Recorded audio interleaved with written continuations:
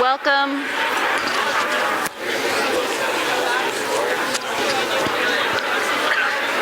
Hello, hello, hello, hello.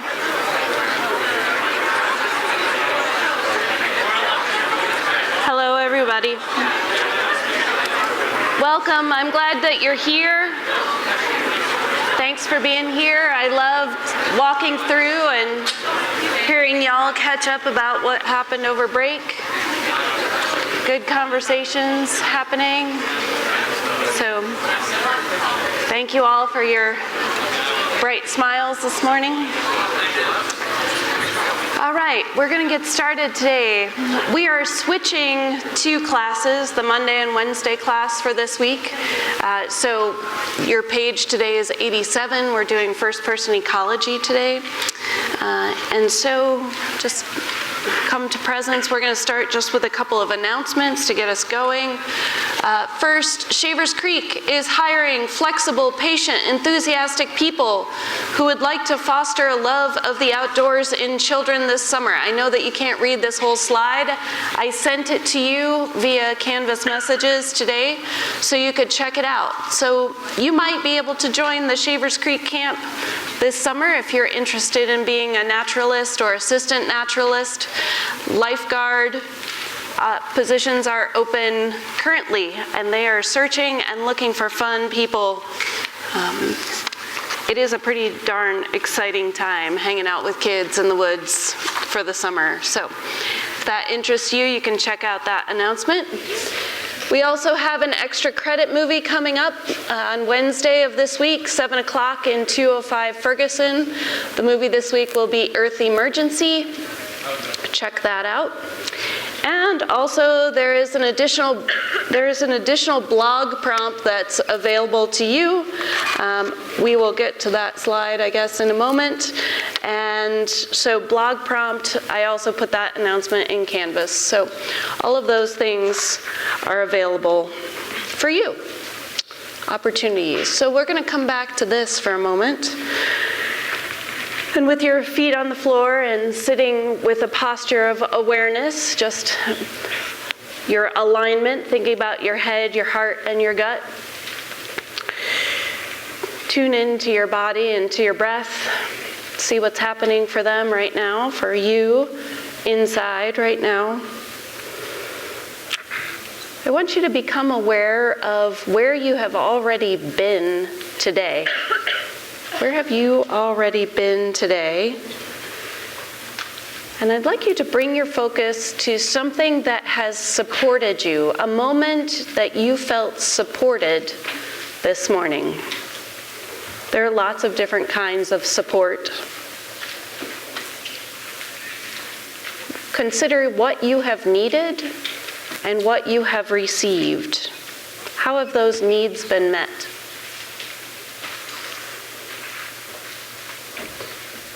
And then think about how that support makes you feel. How does having that support really make you feel? So when you kind of have embodied that feeling and take a good deep breath, and then you can turn to your neighbor and tell them about your experience. What did you need? How did you feel supported? And how did it make you feel?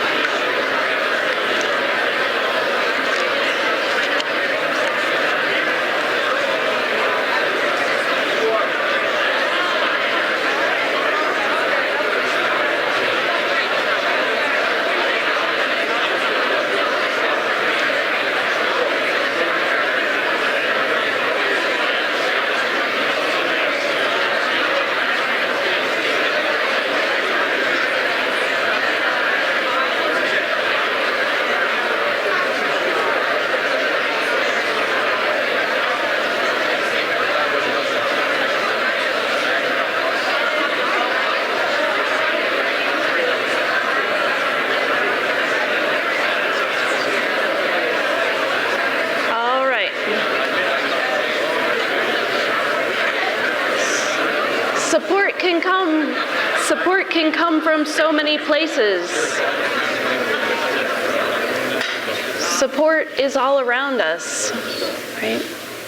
The air that we breathe, the water that we drink, the people that reach out to us, the gratitude that we feel. All of those things are different kinds of support. And I liked that your conversations jumped right into action, that you have felt some kind of support today. So what we've been talking about, where we've been in the class, as you know, the last couple of weeks, just as a refresher, we've been in this place of talking about some really hard and challenging stuff. You know, we've talked about the peril of the birds and other species. Many of you connected with the oceans class and felt that the strife of what's happening in the ocean realm. The climate change class, so big and so hard to wrap our heads around. Talked about tragedy and chaos. And yet in these moments, we can also see where there is support. We can see the gratitude. So there, as much beauty as there is in the world, there are also these tragedies. So many of you are struggling with these, as we have, you know, some of these things we haven't even really dived into. Oil spills and other human-made disasters, disrespect of other lives, deforestation, the tragic situation of the ocean and plastics, abject poverty. Every 10 seconds, a child dies of hunger. 1 in 6 people is hungry on a daily basis. Some right in this town, some right here on campus. Proliferation of chemicals in our world and in us. Chaos with the climate. Dump sites like this, not even very far from here. Mountaintop removal to mine coal. So some of us are feeling really lousy. Some of you are feeling really lousy about all of this stuff. There's so much to think about. There's this world of wounds to consider, and so much that needs to be fixed. And yet I can't teach an environmental science class without telling you about these things that are going on, right? These are the challenges. So working on your concept maps in week 8 before you left for break probably brought up even more challenges and emotions. The question asked there in your journal, if you were to put yourself on the concept map, where would you go? Where did you put yourself in that concept map? So considering that, that's what we're going to talk about today, this first-person ecology of I am one person, and what can I do? How can I make some change? Where do I connect? Where does my individual responsibility come into play for this, you know, what's happening around the world? So we're going to dive into that, but I always, always, always want you to remember that as hard as this stuff is, we also have the flip side.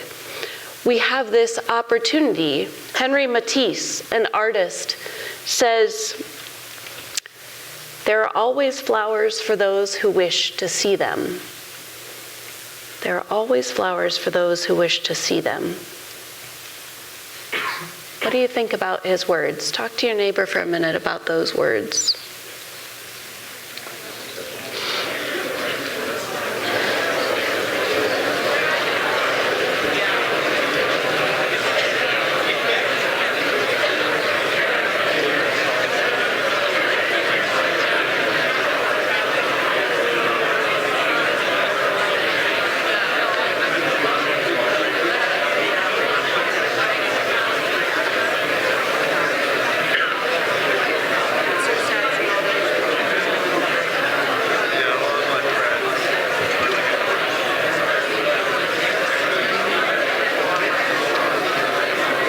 What does that mean? What do you interpret? How do you interpret Henry Matisse's quote there? How do you interpret that? I'd love to hear from 1 or 2 people.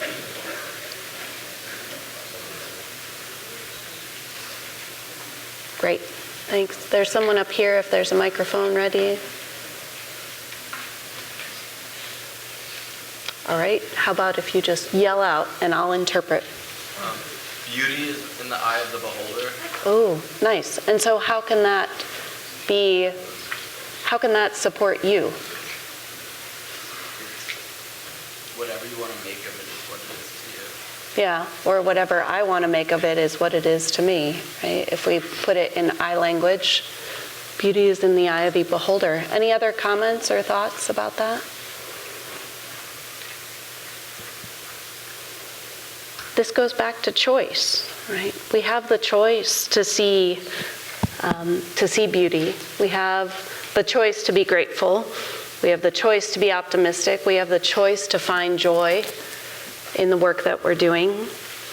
And so as we talk about that, then what is it that you are grateful for about the natural world? Where do you find joy and beauty and optimism, connection in the natural world?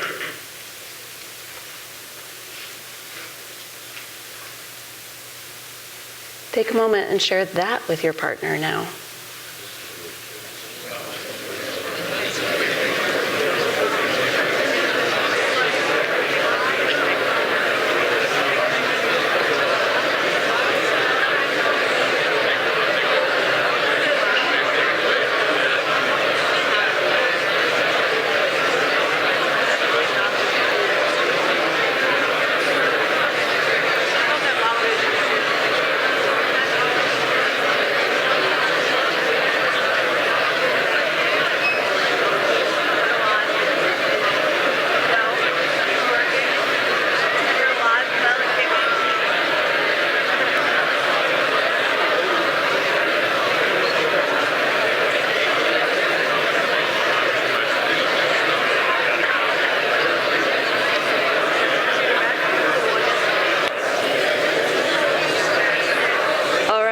I'd love to hear from more folks today.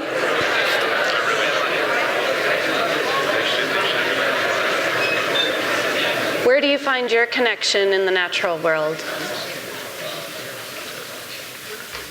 Who has one to share? Hi, I'm to your left.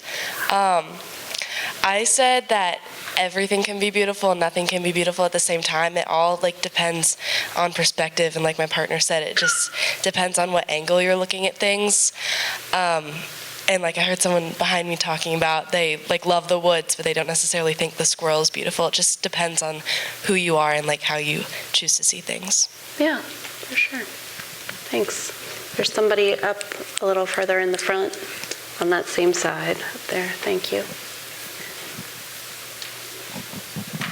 Thank you. So I was just saying that I feel so lucky to be on this earth, because when you think about the, just the fact that us being here, we could be anywhere also at the same time, born on a different planet, let's say one made of dirt, where I wouldn't be able to see all the beautiful things that our earth has. And yet I'm here on this earth with all these beautiful things such as oceans, sunsets, food, trees, animals, all those things up there that I just feel so lucky to have been born here and be able to see all these things in my lifetime. When in an alternate reality, I don't know, I could be born on a dirt planet and never see any of these things. So I just feel lucky. That's beautiful. Thank you. Others? What do you connect with in the natural world? Feel grateful for? Hi, I'm in the balcony here. Great. So I know that Matisse used a lot of non-naturalistic paintings, and he made a lot of still life, but it was also really simplified. So I think it's a lot about intention. So if me and my friend were to stand in the same scenic view, I could be seeing something a lot more prettier just because of the way I see it and what I want to see.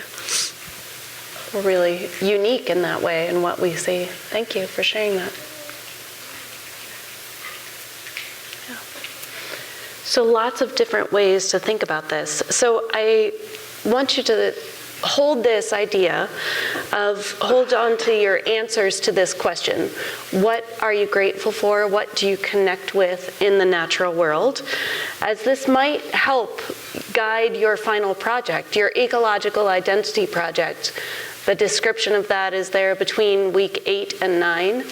And so you can start really embodying what the answer is for you to that so-called, the assignment, so to speak. But really it's an expression, not just an assignment, an expression of your connection to the natural world. So as we begin today, we're going to think about the fact all of those 9 horrible pictures that I just put up here, the world of wounds, those are all symptoms of what's happening around the planet. They're symptoms, but as we dive in, we need to figure out what the root cause is. Why are those things happening? What's causing the imbalance? Right? It's like side effects. You take a medication and it might have side effects. It might fix the thing you're trying to fix, but it might also do other things. And really those are just all effects, because everything is connected. So write down on your notes page 1 or 2 theories there of why all of this crud is happening on our planet. What's really going on that's causing climate change, that's causing species to decline? It's causing, what's really happening?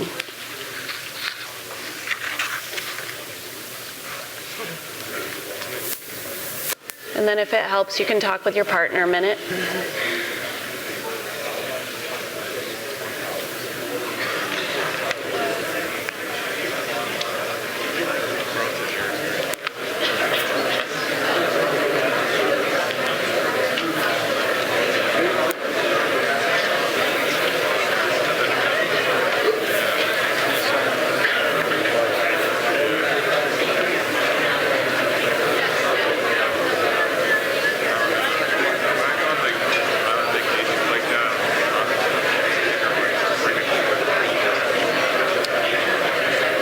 So what do you think?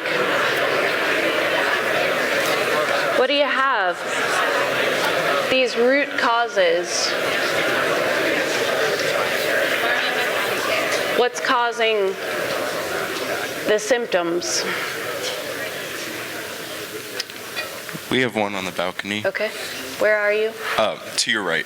Okay, thanks. Up here. Oh, up there. Sorry, gotcha. Thanks, Mikey. Hi.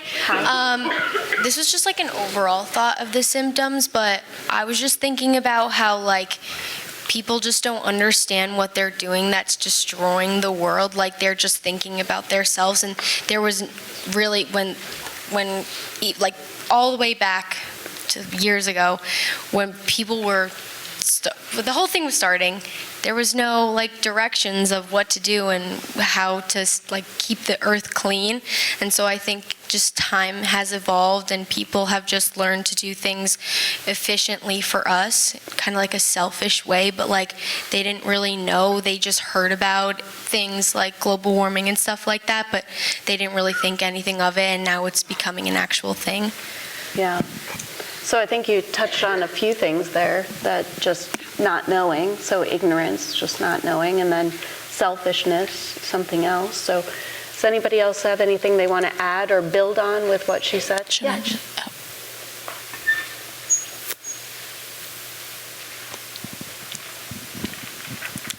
So my partner and I were discussing, and then we both agreed on the cause of human dominance, that like humans basically have to take over the whole earth, and we can expand like wherever we want. Yeah. So having to do with how we are moving, and then also the number of us that are moving. Yeah. Thank you for saying that. Dominance. I was also gonna say I'm over here. I don't know if you, yeah, over here. Okay, got it. I see you now. Thank you. Sorry. I was also going to say capitalism. I think that's like the biggest root of all of this. Everything's about like making money and growing businesses, and a lot of the times people don't really think about like the repercussions of like digging for oil and like all of that type of stuff, and it's all about just making money. Yeah, I appreciate you saying that. That can be a hard thing to say, so yes. What else?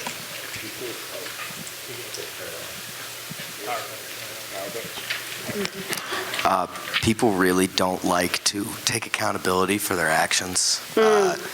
And like a lot of what we do is like, it's not the direct things we're doing, it's the byproducts of what we're doing. Like when we're burning coal, it's causing like the greenhouse effect to get worse.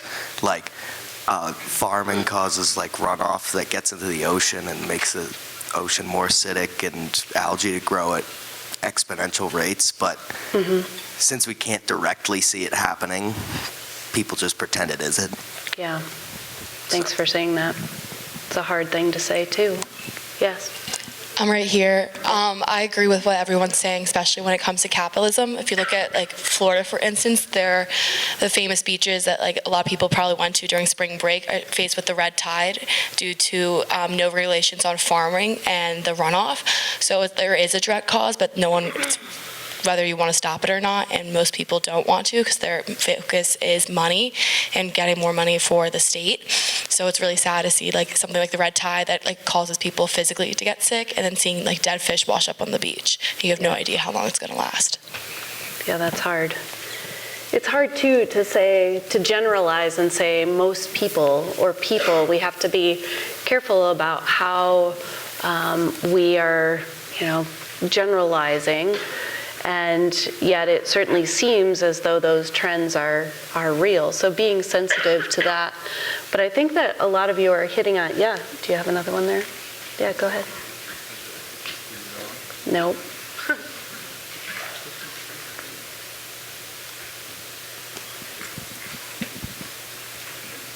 Okay, yeah, there we go. I was going to build on the capitalism thing because I said that, but I was like, I'm not going to say it into the mic, but then everybody else did. It branches off to everything. Human greed, our unwillingness to stop once we've started, because we created the habit of destroying nature for money. And now that we're in that habit, nobody wants to take, like the other guy said, accountability. Yep. And all of that, it just branches off of one thing. Yeah, thank you. So the next few classes, we're going to be talking about these root causes. Where is the disconnect happening? We're going to start here with the population part. Is this the main cause of today's ecological crisis? This is the graph on your notes page for today, if you have that. So in 1850, that's when we reached the level of 1 billion people. And then from there, from 1850, it took 80 years then to double again. So it took 80 years to do what it had done in 100,000 years before that, doubling that population. So to go from 1 billion, oops, wrong button. To go from 1 billion to 2 billion took 80 years, and then it continued to increase. It's growing 1,000 times faster, right, than in previous history.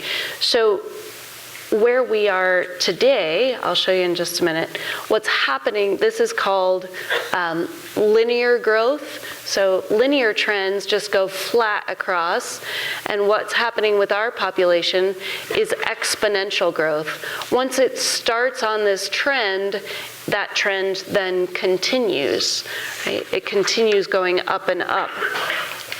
So we have looked at this incredible image of the Earthrise that was taken during the lunar orbit of Apollo 11 in 1969. This was taken just before the planet hit 4 billion people. And so now, let's look. Ben's going to pull up the chart for us of where we are today. So that was 1969, 4 billion people. And today, we've more than doubled that. The current world population, 8,000, 21 million. We hit 8,000 earlier than I thought we were going to. I thought it was coming up, and then I pulled this up. Looks like we hit 8 billion somewhere around the middle of November last year. So we've doubled from 4 to 8 in 52 years this time, and it's just continuing to grow, right? So thank you, Ben. We can go back to the slides. So thinking about, we still have the same size land mass that we had at the very beginning, or that we had in 1969. It's the same amount of space, just one Earth. Earth hasn't changed, but the role of humans on that Earth has changed. So we're in a time called the Great Acceleration. There's a set of graphs like this in your class text. Increase in population means increase. So up here in the corner, this is the world population graph. And then at the same time, urban population, therefore, has also gone up, and water use has gone up, and transportation has gone up, and large dams to create electricity has gone up, telecommunications, paper production, fertilizer consumption.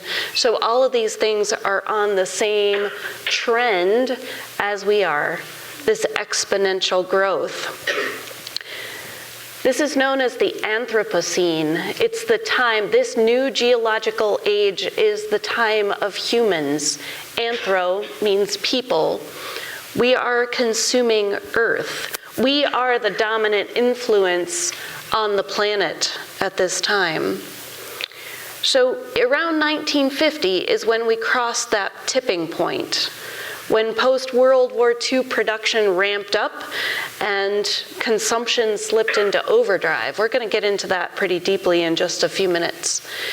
So along with this then is also the species in danger of extinction. The birds we've talked about, amphibians, sharks and rays, corals, mammals. So the report finds that 1 million animal and plant species are now threatened with extinction. We're simply running them out of space in a lot of cases. They're more than us, there are more of us, but is more completely the issue? Is it the sheer number of us that's making the difference? But some of you have implied that it's not just the number of us,